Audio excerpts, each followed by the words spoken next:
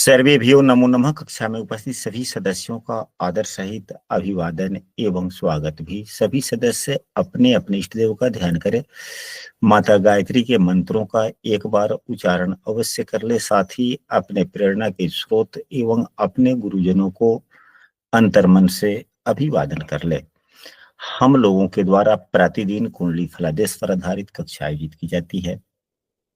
अभी जो हम लोगों का जो विषय वस्तु चल रहा है, कुंडली मिलान का चल रहा है। जो पिछले लगभग 12-15 दिन से कुंडली मिलान के विषय वस्तु पर ही आधारित कक्षा हो रही है। कुंडली मिलान करते समय ढेर सारे व्यक्ति काफी तरह के प्रश्न पूछते हैं, जिसमें एक प्रश्न यह भी होता है कि क्या जिस लड़के से शादी हो रही है, क्या लड़का के कुंडली का सब कुछ ठीक ठाक तो है, आय व्यय के स्रोत तो है, सुखमय जीवन तो बीतेगा, खाने पीने की कोई दिक्कत तो नहीं होगी। खास करके खाने पीने के मामले में ग्रामीण इलाके में काफी लोग पूछते हैं। तो हम लोग कुंडली में दरिद्र योग कैसे देखें?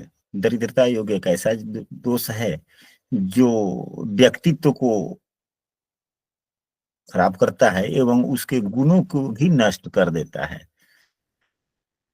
अगर व्यक्ति कितना भी अच्छा गुणवान क्यों ना हो, अगर वो उसके पास में दरिद्री वाली स्थिति है, यानी कि धनहीनता वाली स्थिति है, तो जीवन सामान्यतः ठीक सा नहीं रहता, क्लेशमय ही परिवार बना रहता है।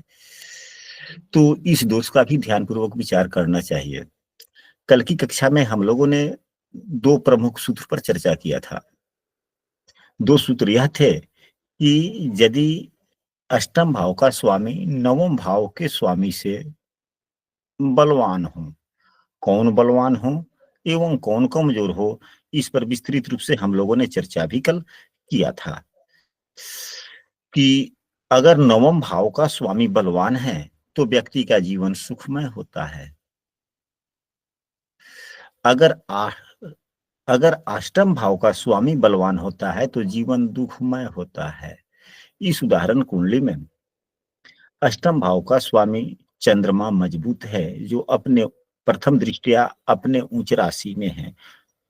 उच्च राशि में बैठे हुए ग्रह बलवान होते हैं। सबसे अधिक बलवान उच्च राशि में बैठे हुए ग्रह होते हैं।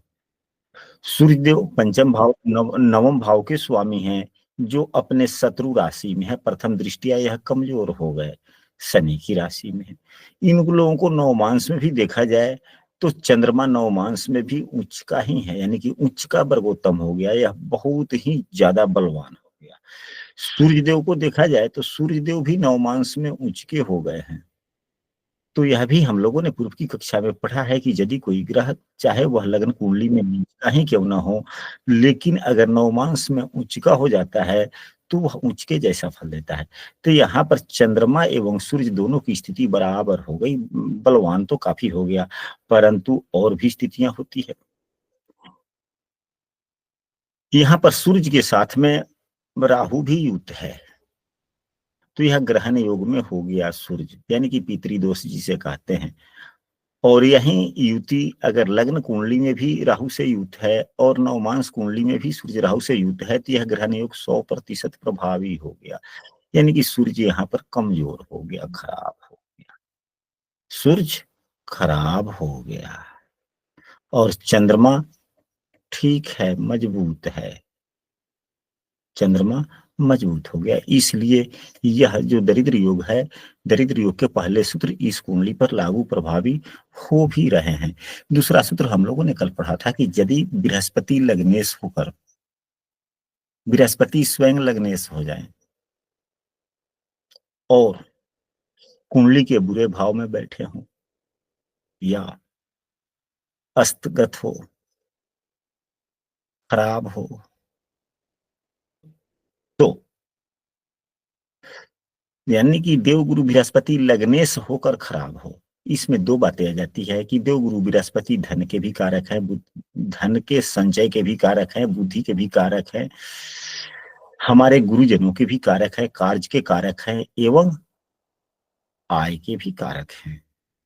5 चीजों के कारक हैं और स्वयं लग्नेश भी है और खराब हो जाए तो व्यक्ति स्वयं खराब हो गया एवं इसके यह 5 भाव भी खराब हो गए। इसके साथ अगर 11वें भाव का स्वामी भी खराब हो जाए तो कुंडली में दरिद्र योग का निर्माण हो जाता है।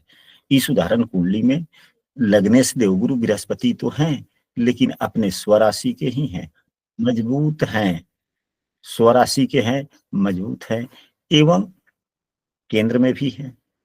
दूसरा, यह 11वें भाव के स्वामी शुक्रदेव मजबूत स्थिति में हैं, अपने भाव से अपने भाव से यह कहाँ पर हैं, तो अपने भाव से पंचम भाव में है, मित्र की राशि में भी है। नवमांश में देखा जाए तो नवमांश में यह 12 नंबर की राशि में है। नवमांश में शुक्रदेव उच्च के हो गए कि नहीं हो गए? हो गए जी गुरु। इसलिए यह, हाँ, यह जो योग हुआ यह बहुत उत्तम योग हो गया। यह दरिद्र योग नहीं, यह संपन्नता योग हो गया। अब आप लोग कहेंगे कि इसी कुंडली में एक सूत्र जो गुरुदेव हम लोगों ने पढ़ा वह दरिद्री योग की तरफ लेकर जाता है, एक सूत्र ले जाता है संपन्नता की ओर। तो फिर यह कौन सा सूत्र प्रभावी होगा? तो पहला सूत्र ही प्रभावी होगा इस कुंडली पर। हाँ, यदि यह व्यक्ति अपने ग्रहण योग का उपाय करता है तो एक का एक फ्लो यानी कि विपरीत राजयोग के जैसा प्रभाव हो जाएगा, नहीं तो जीवन दरिद्रता से भरा पूरा रहेगा।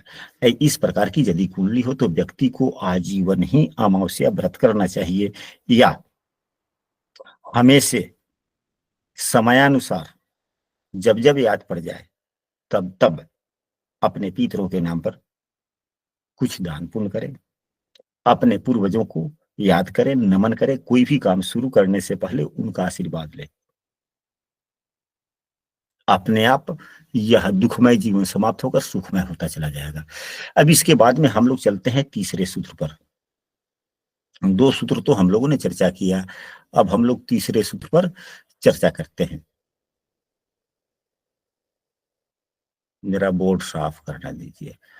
हमारे द्वारा प्रतिदिन कुंडली फलादेश पर आधारित कक्षा आयोजित की जाती है। यदि कोई कक्षा में नया है और हमारे प्रतिदिन की कक्षा में शामिल होना चाहता है तो स्क्रीन पर दिख रहे नंबर पर व्हाट्सएप पर कक्षा में कंटिन्यू हो सकते हैं, या इस वीडियो के डिस्क्रिप्शन में हमने अपने व्हाट्सएप समूह का भी लिंक दे दिया, वहां से भी शामिल हो सकते हैं।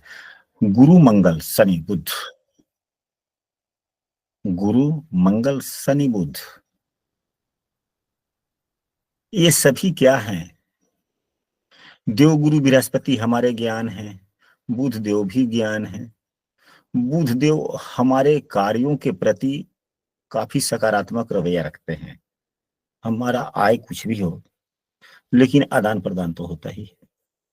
संचार का उपयोग नहीं करते तब तक आय होता ही नहीं। संचार के महत्वपूर्ण बिंदु यही है, आय के महत्वपूर्ण बिंदु, बुद्धि के महत्वपूर्ण बिंदु यही है। कर्म के कारक हमारे शनि देव हैं एवं मंगल हमारे उत्साह है। इन सबों के मिली जुली असर से ही तो हम कोई काम करते हैं ना। जी गुरुदेव। अगर ये सभी इन चारों में अगर चारों ही ग्रह अच्छे स्थिति में है तो संपन्नता की तरफ लेकर जाता है। अगर दो है तो मिश्रित परिणाम, अगर दो अच्छा है दो बुरा है तो मिश्रित परिणाम। अगर कोई भी तीन ग्रह, इसमें से कोई भी तीन ग्रह खराब हो जाए, साथ में पंचम भाव का स्वामी भी इन्हीं में से कोई एक हो, जो खराब है वही हो, या अगर दूसरे भी कोई पंचम भाव के ग्रह हो, पंचमेश हो। पंचमेश क्या है? बुद्धि ही है ना। जी गुरु जी। अब मान लिया कि कर्म के कारक ये भी खराब, उत्साह भी खराब यानी कि आलस्यपन आ गया। शनिदेव खराब यानी कि हम अपने से अधिक बड़ों के पास में जाना नहीं चाहेंगे, जो हमसे अधिक। इसके आप लोग देखिएगा, मिलाइएगा ये कुंडली में, आप लोगों के पास में अब इतना ज्ञान हो चुका है कि बहुत कुछ आप लोग अनुभव करते हैं, कर सकते हैं। और जब तक अनुभव नहीं करेंगे, सोचेंगे नहीं, तब तक फलादेश समझ में नहीं आता। आप लोग देखेंगे कि जिस व्यक्ति के कुंडली में शनिदेव खराब होते हैं वह व्यक्ति अपने से अधिक प्रभावशाली व्यक्तियों के पास में जाना ही नहीं चाहता। वह ऐसे माहौल में जाना चाहता है, ऐसे जगह जाना चाहता है, ऐसे व्यक्तियों से मिलना चाहता है जो उससे प्रभाव में कम हो। यानी कि यह वह व्यक्ति ऐसी जगह पे जाना चाहता है जहां पर जाकर यह स्वयं अपने आप को बड़ा बन सके।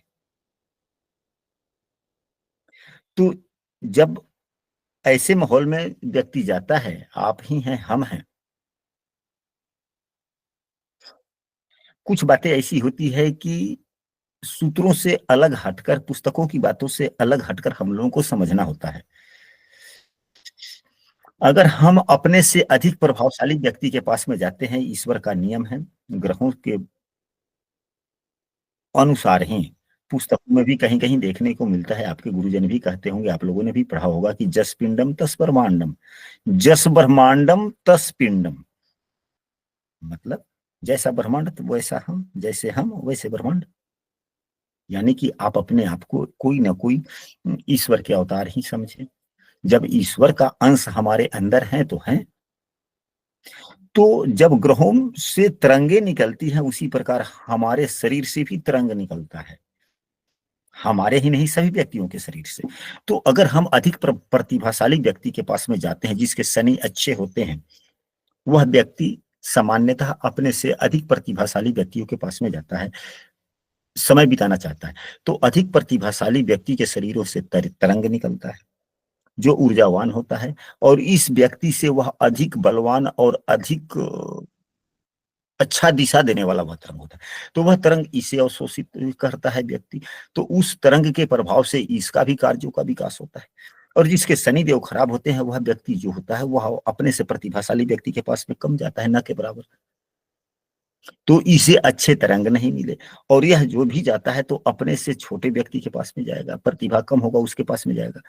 तो कम प्रतिभा वाला जो तरंग निकलेगा वह इसको अवशोषित होगा, और इसका जो तरंग है जो उन लोगों से थोड़ा अधिक अच्छा है, यह उसके पास में जाएगा तो इसका तरंग उस सबको मिलेगा। तो नुकसान किसका होगा?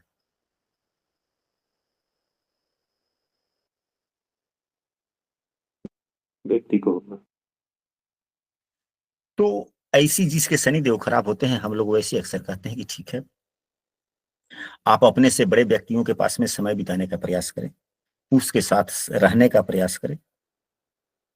आपके पास में अगर आपसे अधिक प्रतिभाशाली व्यक्ति अगर आ रहा है, तो उसको बिठाएं, उसके साथ समय बिताने का बहाना ढूंढें, उसकी बातों को सुने, उसके विचारों को सुने। एवं जो आपसे कम प्रतिभाशाली व्यक्ति है, अगर वह आता भी है आपके पास में, तो उसे झगड़ा नहीं करना।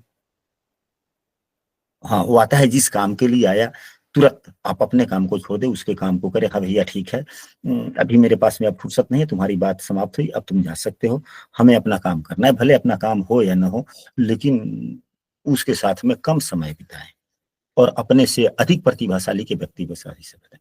ये हो। तो कहने का मतलब यह है कि इन चारों ग्रहों में से कोई तीन खराब हो तो अधिक अत्यधिक दरिद्र योग। अगर इसी तीनों में से कोई अगर पंचमेश हो तो और ज्यादा खराब। अगर इनमें से कोई भी तीन ग्रह खराब है और साथ में पंचमेश भी खराब है, तो दारिद्र योग होने की संभावनाओं में बल मिल जाता है। बातें स्पष्ट हुई? जी गुरु जी।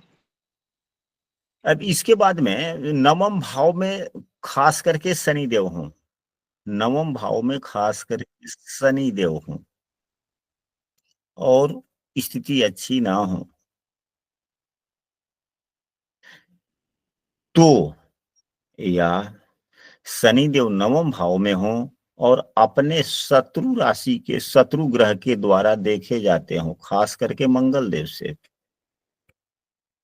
शुभाग्रह से दृष्टि पड़ने पर उतने नुकसान नहीं होते, ग्रह शुभ हो जाता है, अच्छे फल देने वाला हो जाता है, जैसा हम लोगों ने बेसिक में पढ़ा है। इसलिए शनि देव सुस्ती वाले आदमी हैं, और सामान्यतः जब नवम भाव में शनि देव बैठ जाते हैं और इन्हें कोई पापग्रह देखे, तो दूसरा पापग्रह कौन है? सबसे बड़ा तो मंगल देव हो गए, या सूर्य के द्वारा देखे जाए तब भी शत्रु वाली स्थिति हो गई। अगर सूर्य देव भी देखते हैं तब भी तो यह क्रूर ग्रह ही है और शत्रुता वाली बातें हो गई। यानी कि नवम नवम भाव में शनि देव बैठे हुए हों एवं पापग्रहों से युत या दृष्ट हों, जैसे राहु ही क्यों ना हो,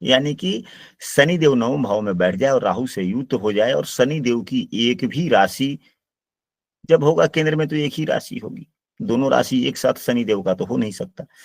एक भी राशि यदि केंद्र भाव में है तो यह अच्छे प्रकार से राजयोग दे देता है, संपन्नता की तरफ भी लेकर जाता है।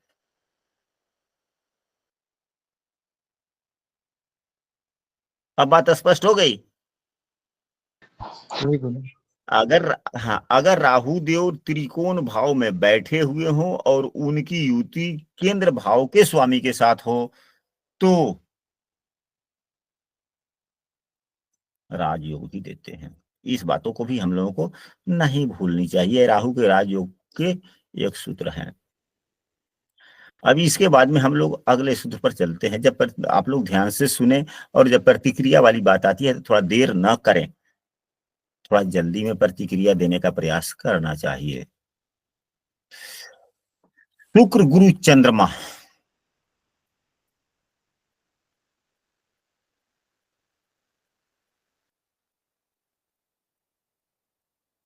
या पंचम भाव में कोई भी ग्रह, शुक्र गुरु चंद्रमा की बात छोड़िए, पंचम भाव में कोई भी ग्रह, दशम भाव एवं एकादश भाव, इन तीनों भावों में से अगर किसी भी दो भाव में बैठे हुए ग्रह अगर नीच के होकर बैठ जाएं, अगर यहीं पे शुक्र हो जाए और यहाँ पर सूर्य हो जाए, दरिद्री योग हो गया। यहीं पे शनि हो जाए और यहाँ पर शुक्र है, दरिद्री योग हो गया। या पंचम भाव, दशम भाव या 11वें भाव, इन तीनों भावों में से किसी भी दो भाव की स्थिति खराब हो, भाव में बैठे हुए ग्रह खराब हो जाएं, दोनों किसी भी दो भाव के स्वामी नीच राशि के हो जाएं, तो क्योंकि यह बुद्धि है, यह कर्म है, यह आय है। अगर बुद्धि खराब, कर्म खराब, आय ही नहीं होगा।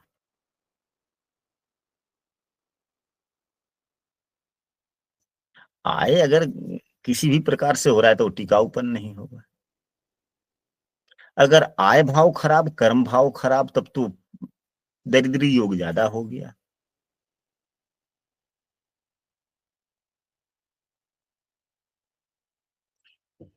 लग्न में मेष राशि हो, कर्क राशि हो, तुला राशि हो या मकर राशि हो, और इन्हीं राशियों में से किसी एक राशि का लग्न हो और इन्हीं राशियों में से किसी एक राशि का नवमांश कुंडली का भी लग्न हो जाए, यानी लग्न कुंडली का भी चर राशि का हो, लग्न कुंडली भी चर राशि का लग्न हो और नवमांश कुंडली का भी लग्न चर राशि का हो,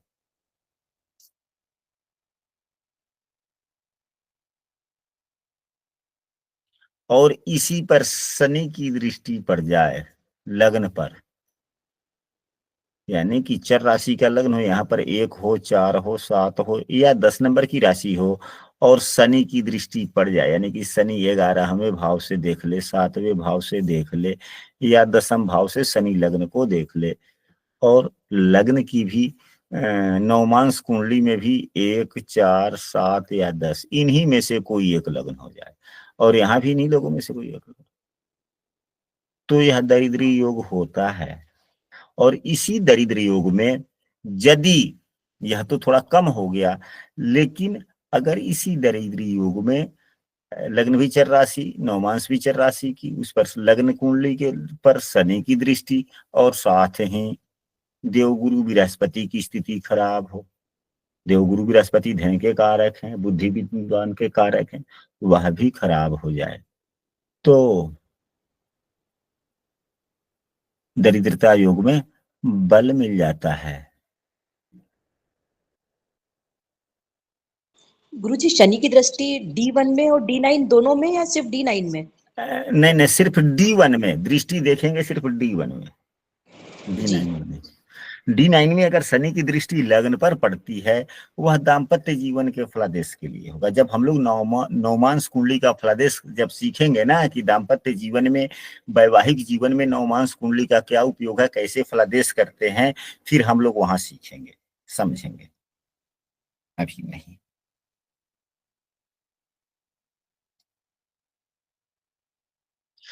अगर लग्नेश कमजोर हो, लग्नेश खराब हो या कमजोर हो, अस्तगत हो, नीच का हो, लग्नेश लग्न भाव का स्वामी अस्त हो, अस्त का मतलब सूर्य के साथ में युक्त हो, लग्नेश यानी कि देवगुरु इस कुंडली में देवगुरु बृहस्पति यदि सूर्य देव के साथ में होते और अंशात्मक मान भी लगभग बराबर होता तो अस्त हो जाते, यानी कि लग्नेश अस्त हो या कमजोर हो।